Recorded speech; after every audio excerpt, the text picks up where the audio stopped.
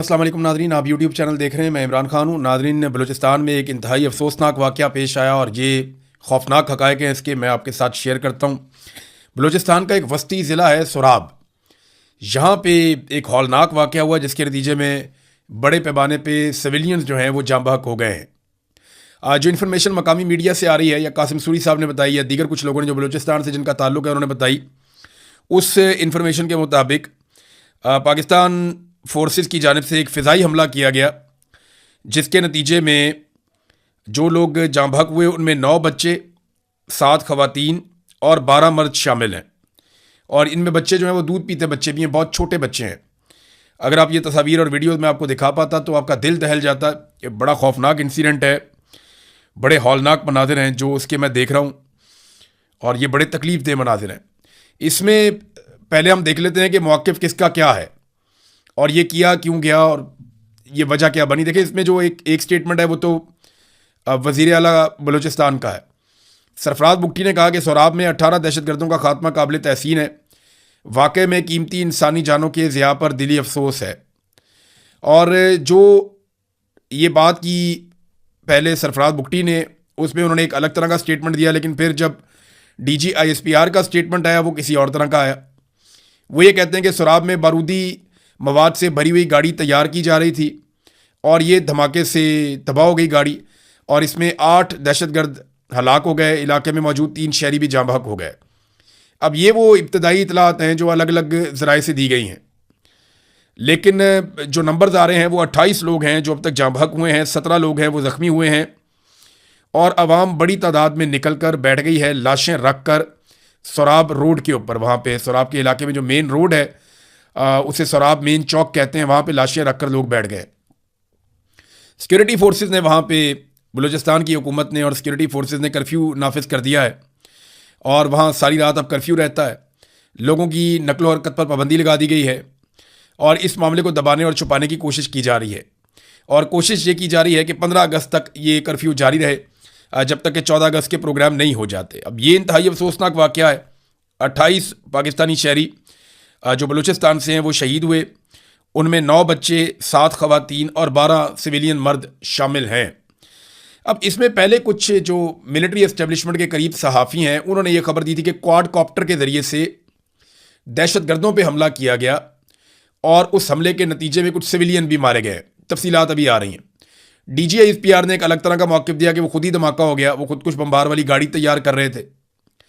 जबकि जो सरफराज बुगटी हैं उन्होंने एक और दावा किया कि जनाब ये तो सिक्योरिटी फोर्सेस ने कोई ऑपरेशन किया और बड़ा ज़बरदस्त ऑपरेशन किया।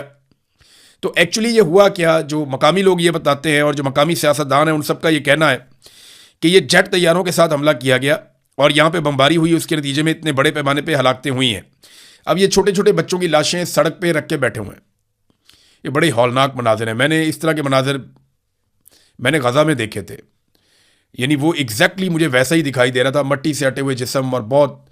अख्तर मेंगल साहब कहते हैं कि दर्द की कोई सरहद नहीं होती। गज़ा के मलबे में दबे मासूम ख्वाब हों या बलूचिस्तान की वादियों, घरों, चौक चौराहों, झोंपड़ियों में बिखरी हुई लाशें, दर्द हर जगह एक ही ज़ुबान बोलता है।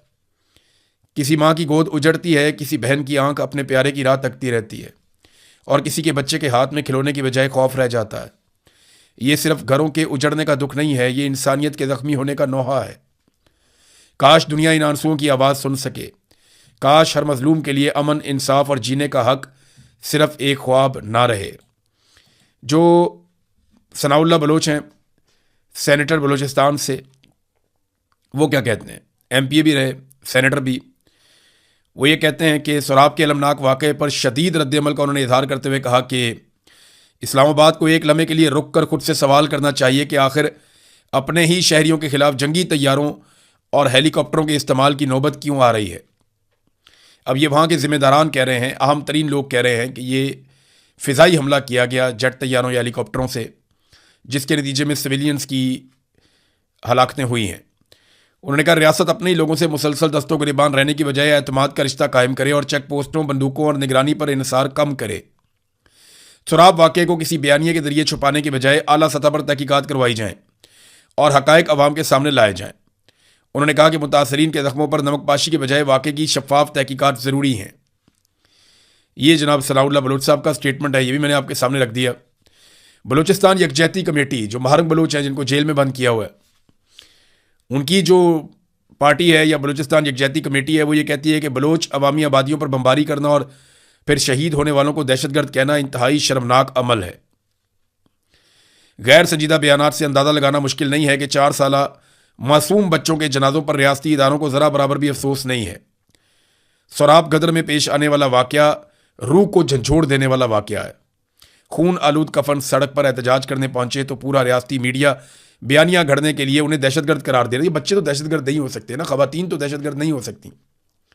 एक छोटा बच्चा बहुत मासूम जो सही तरह से चलता भी नहीं है, वो कैसे दहशतगर्द हो सकता है? एक इतना छोटा बच्चा जो कभी स्कूल भी नहीं गया, वो कैसे दहशतगर्द हो सकता है? अब नाज़रीन, ये है वो अफसोसनाक खबर जो मैंने आपके साथ शेयर कर दी बलूचिस्तान से। आज का दिन वैसे भी बड़ा इंपॉर्टेंट है। वो इसलिए अहम है आज का दिन कि इमरान खान साहब की मुलाकात के लिए आज सुहेल आफरीदी ने और पार्लियामेंटेरियंस ने सब ने जो फैसला किया वो ये था कि सारे के सारे आज जाएंगे इमरान खान साहब से मुलाकात के लिए और उनसे मुलाकात की कोशिश करेंगे। और अगर इमरान खान साहब से मुलाकात नहीं करवाई जाती तो उसके बाद फिर वहाँ पे वो मुज़ामत करेंगे। और जो ऐलान किया था वो ये किया था कि पूरे पाकिस्तान को फिर हम बंद करेंगे रात के वक्त, और पाकिस्तान के हर चौक में एहतजाज किया जाएगा, हर चौक में डी चौक बनाया जाएगा। अब देखते हैं कि पाकिस्तान तहरीक इंसाफ को आज मुलाकात की इजाज़त दी जाती है या नहीं, और अगर इजाज़त दी जाती है तो जेल से क्या खबर निकलती है। अगर इजाज़त नहीं दी जाती तो क्या अपने वादे के मुताबिक पाकिस्तान तहरीक इंसाफ रात को पूरा जोर लगा के पाकिस्तान भर के अंदर एहतजाजी एक हिकमत अमली अपना सकती है? ये चीज़ें भी हमें अभी नज़र आ जाएंगी थोड़ी देर में। जो नाम दिए गए मुलाकात के लिए, उसमें पहला नाम है सुहेल आफरीदी का, दूसरा शाहिद खटक का, तीसरा मीना खान का, चौथा नाम है शफ़ी जान का, पाँचवां शफ़कत अयाज़ का और छठा नाम है अब्दुल सलाम अफरीदी का। ये नाज़रीन 6 नाम दिए गए हैं क्योंकि अदालत का हुक्म था कि 6 लोग मिल सकेंगे इमरान खान साहब को हर जुमेरात को। तो ये 6 नाम दे दिए गए हैं जो इमरान खान साहब से मिलने के लिए जाएंगे। एक और ऐलान किया सुहेल आफरीदी ने जो बड़ा इंपॉर्टेंट है मेरी नज़र में। वो ऐलान उन्होंने ये किया कि अब तक जो लोग इकट्ठे हुए हैं इमरान खान रिहाई अमन फोर्स के प्लेटफॉर्म पे, जो नौजवानों ने अपनी रजिस्ट्रेशन करवाई है, अब तक 5,30,000 नौजवान इसके अंदर शामिल हो गए हैं इमरान खान रिहाई अमन फोर्स में। अगर तो इसमें 5,30,000 नौजवान शामिल हो गए हैं तो ये तो तादाद ठीक तरीके से बढ़ रही है, क्योंकि कुछ दिनों पहले तक बताया गया था कि 60,000 नौजवान हैं। अब अगर हफ्ते डेढ़ के बाद ये 5,30,000 है तो फिर तो उम्मीद की जा सकती है कि 27 सितंबर आने तक इनकी तादाद 20-25 लाख तक भी हो सकती है। और इतने बड़े पैमाने पर अगर नौजवान रजिस्टर्ड हो जाते हैं और फिर वो निकलते हैं बारी बारी एहतजाज करने के लिए और वो एक ऑर्गेनाइज तरीके से चलते हैं, तो फिर तो मिलिट्री एस्टेब्लिशमेंट के लिए मुसीबत खड़ी हो गई। देखिए, आज़ाद कश्मीर में जो लोग हैं उनकी तादाद को बहुत बड़ी नहीं है, यानी उनकी वैसे ही आबादी बहुत कम है। 45 लाख की टोटल आबादी है, उसमें से भी सिर्फ एक इलाके के लोग हैं मुख्तलिफ एरिया से आके, वो एक जगह पे 10-15 हज़ार लोग हैं, एक जगह पे 20,000 लोग हैं, वो जो अलग अलग जगहों पे वो एहतजाज करते हैं। तो वो टोटल 50-60 हज़ार लोगों ने मुसीबत डाली हुई है। ज़्यादा होते हैं तो वो बहुत बड़ी तादाद में भी हो जाते हैं, लेकिन जब वो कम होते हैं तो फिर भी वो 20-25 हज़ार लोग तो रहते हैं, 10 हज़ार तो रहते ही हैं एक आधी जगह पे। तो उन्होंने मुसीबत डाली हुई। अगर पाकिस्तान तहरीक इंसाफ वाकई में लाखों नौजवान इकट्ठे कर पाए तो एस्टेब्लिशमेंट के लिए वाकई ही मुसीबत बन जाएगी, जिससे निकलना उनके लिए मुश्किल होगा। बलूचिस्तान की नाज़रीन हम बात कर रहे थे ना, ये देखें एक और खबर बलूचिस्तान से। ये खबर देखें, आप अपना सर पीटेंगे कि ये क्या हो रहा है बलूचिस्तान में। ये देखें आप, ये एक बुजुर्ग हैं, ये आपको नजर आएंगे इस तस्वीर में। ये देखें, इनको लोग हाथ में ला रहे हैं, छोटी सी वीडियो है, ये जरा देख लें आप। इनकी उम्र 70 साल है। ये गवर्नर है बलूचिस्तान के, शेख जाफर खान मंदोखेल। शेख जाफर खान मंदोखेल साहब जो हैं, ये 70 साल इनकी उम्र है, बलूचिस्तान के ये गवर्नर हैं। और अक़वाम मुत्तहिदा में एक कॉन्फ्रेंस हो रही है जिस कॉन्फ्रेंस का नाम है youth and artificial intelligence summit 2026, यानी 2026 का जो समिट हो रहा है नौजवानों और आर्टिफिशियल इंटेलिजेंस के ऊपर, उसमें पाकिस्तान की नुमाइंदगी के लिए अक़वाम मुत्तहिदा में भिजवाया गया किसे? 70 साल गवर्नर बलूचिस्तान को। है ना मजे की बात। पूरे पाकिस्तान में कोई नौजवान नहीं मिला जो यूथ और आर्टिफिशियल इंटेलिजेंस के हवाले से अक़वाम मुत्तहिदा में जाकर नुमाइंदगी करता पाकिस्तान की। जो प्रोग्राम है वो यूथ का है और 70 साल बाबा जी गए हुए हैं गवर्नर साहब, क्योंकि उन्हें सैर कराना मकसद था। तो नाज़रीन, ऐसे ही बंदरबांट की है मिलिट्री एस्टेब्लिशमेंट ने ना, कभी सही बंदे को सही काम पे आने ही नहीं दिया। जानबूझकर उन्होंने हमेशा ये किया। उन्होंने कहा ठीक बंदा ठीक जगह पे आएगा, वो लगेगा, वो सवाल करेगा, वो पूछेगा ये क्यों करते हैं, वो क्यों करते हैं, वो क्यों करते हैं, हम क्या जवाब देंगे। वो कहते हैं उठाओ नालायक आदमी को लगाओ, जिस बंदे का जो काम है उससे नहीं करवाना, किसी और बंदे से करवाओ, ताकि कोई सवाल ही ना करे, पूछे ही ना कि गलत क्या और सही क्या है। 70 साल के बाबे को उठा के भेज दिया, और भेज दिया कहां पे?